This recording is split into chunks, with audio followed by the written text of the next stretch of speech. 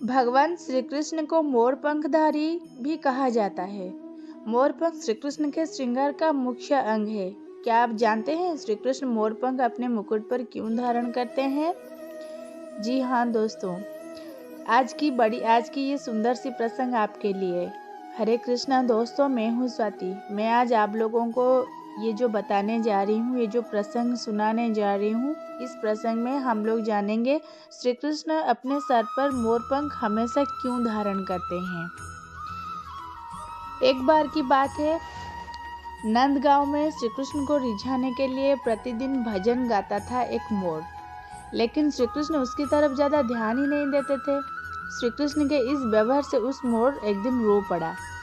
उसी समय एक मैना उधर से गुजर रही थी। उससे ये मोर की हालत देखी नहीं गई। फिर वो पूछने लगी, अरे मोर, तू यहाँ द्वार खड़ा होके क्यों रो रहा है? मोर मैना को बताया कि श्री कृष्ण को रिझाने के लिए 1 साल से मैं प्रतिदिन यहाँ भजन गाता रहता हूँ, लेकिन श्री कृष्ण मेरी ओर ध्यान ही नहीं देते। मैना कहती है, अगर श्री कृष्ण की कृपा प्राप्ति करनी है तो मेरे साथ राधा रानी के द्वार बरसाना चलो। मोर ने जैसे ही बरसाना जाकर श्री कृष्ण का भजन गाना शुरू किया, राधा रानी दौड़ आई और उसे गले लगा लिया। मोर ने सारा प्रसंग राधा रानी से सुनाया।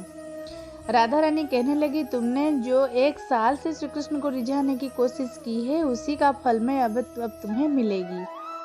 अब तुम जाकर श्री कृष्ण को कुछ और सुनाना।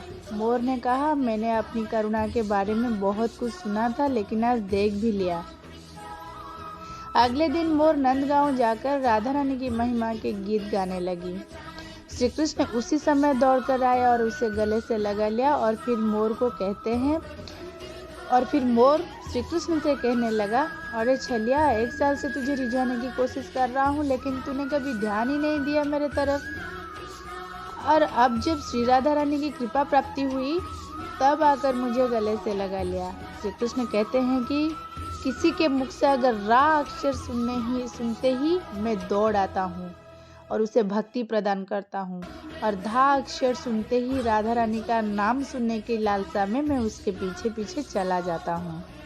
श्री कृष्ण ने उस दिन से मोर को ये वचन दिया कि मैं आज से तेरे मोर पंख को अपने सिर पर धारण करूँगा।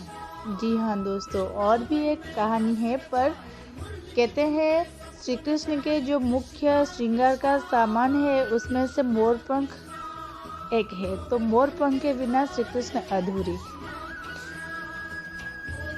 तो ये जो कहानी, ये जो प्रसंग मैं आप लोगों को आज सुनाई, तो ये सच्ची है।